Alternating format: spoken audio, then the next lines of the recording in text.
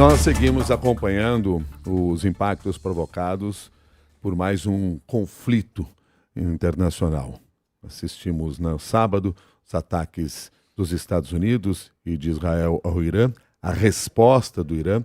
Nessa madrugada, abre-se uma nova frente. Israel e o Hezbollah, que é um grupo militante apoiado pelo Irã, trocaram ataques na madrugada de segunda-feira, após o rompimento de uma trégua bastante frágil, que já durava aí cerca de um ano.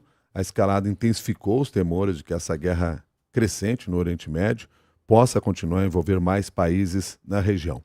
Uma informação publicada agora há pouco pelo New York Times é que um ataque com drones teve como alvo o complexo da Embaixada Americana no Kuwait, em meio a uma série de ataques iranianos contra alvos dos Estados Unidos em todo o Oriente Médio, segundo 2 funcionários americanos que falaram anonimamente por não estarem autorizados a discutir o assunto publicamente.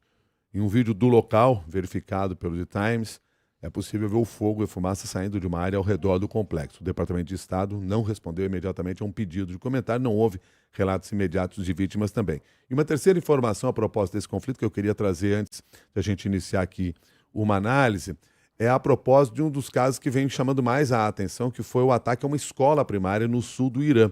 Informação que está sendo divulgada hoje pela manhã é que o número de mortos nessa escola subiu para pelo menos 175 pessoas. A informação é da mídia estatal iraniana, nessa segunda-feira. O número de mortos na escola, na cidade de Minab, parece ser um dos piores eventos, com grande número de vítimas, da campanha de bombardeios conjunto entre Estados Unidos e Israel.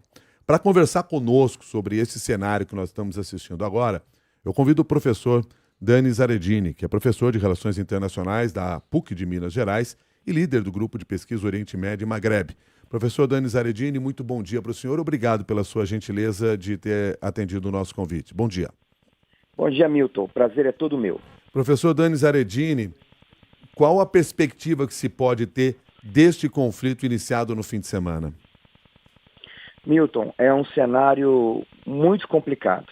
Muito complicado porque os objetivos ali são objetivos difíceis de serem alcançados, né?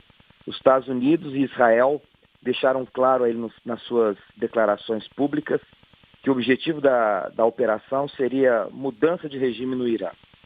E quando nós observamos a própria estrutura institucional daquele país, social daquele país, como que eles se organizam desde do fim, né, do período do Shah Reza Pahlavi, ele não é organizado a partir de uma pessoa, não é? Então, quando a gente pensa o líder supremo, né, o Ayatollah Khamenei, que morreu num ataque contra as suas instalações no Irã, a morte dele não acaba com o conflito, não acaba com o regime.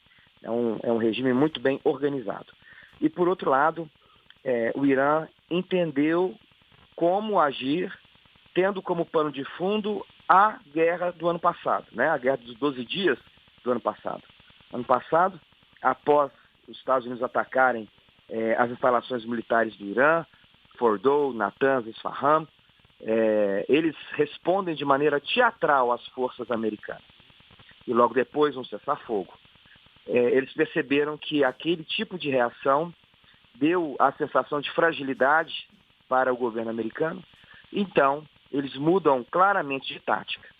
Assim que a guerra começa contra o território iraniano, o Irã vai responder com muita força, quase que de imediato, numa perspectiva de terra arrasada, atacando seus vizinhos com bases americanas ali nos seus países. E isso coloca, né, numa condição muito instável a região, tanto do ponto de vista dos interesses americanos, quanto dos europeus, quanto dos vizinhos árabes que estão aliados a Israel e aos Estados Unidos naquela região.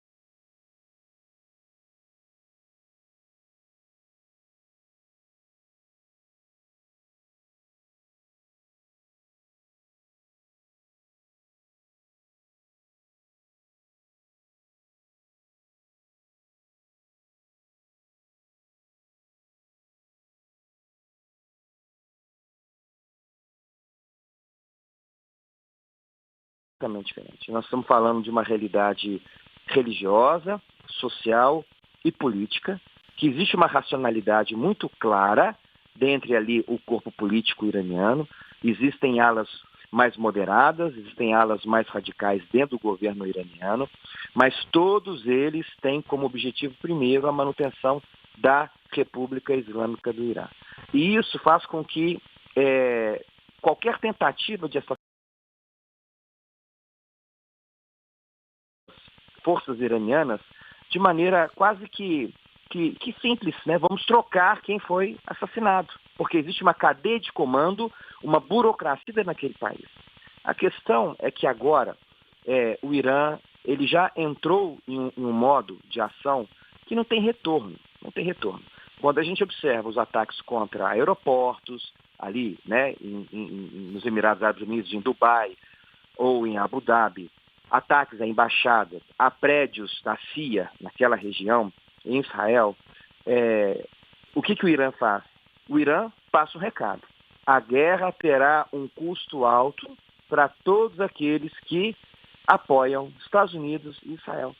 E isso vai ter um desdobramento muito mais violento para o mundo, né? Diferentemente do caso venezuelano, em que os Estados Unidos organiza a vida da econômica, né, da Venezuela. No caso do Irã, nós temos uma realidade completamente diferente e eu vejo que os americanos não sabem o que fazem agora, né? Porque eles dão uma declaração de que iniciam a ação contra o Irã, mas que depende agora do povo iraniano terminar o serviço, uma transferência de responsabilidade de custo impensável e que tira da mão de Israel e dos Estados Unidos a possibilidade de controlar completamente os desdobramentos da ação. Agora, é claro, nós estamos falando de duas grandes forças militares que paulatinamente vão enfraquecer o Irã, mas ao mesmo tempo nós não podemos esquecer que o Irã tem um arsenal de mais de 5.000 mísseis balísticos, sem contar os drones. Professor Dani Zaredini, o destino dessa guerra passa pela decisão do regime sobre quem sucederá Ali Khamenei?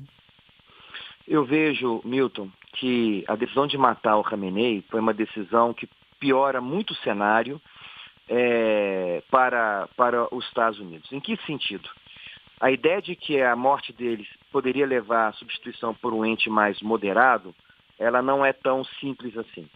Nós temos alguns nomes ali que podem suceder o Khamenei, mas a ideia é que o regime passa por um teste de sobrevivência, uma realidade existencial.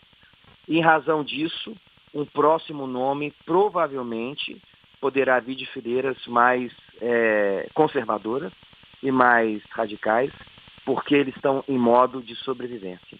Então, nós temos que observar os próximos dias para ver como que eles reagem a essa condição, para ver como que o regime vai lidar com a escolha, né, dessa nova liderança política do país.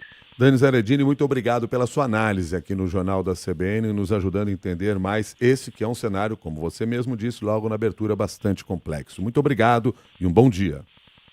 Bom dia, Milton. Bom dia, Cássia. Bom dia. Dani Zaredini é professor de Relações Internacionais da PUC de Minas Gerais e líder do grupo de pesquisa Oriente Médio e Magrebe. Conversou com você aqui no Jornal da CBN, agora que são 7h45.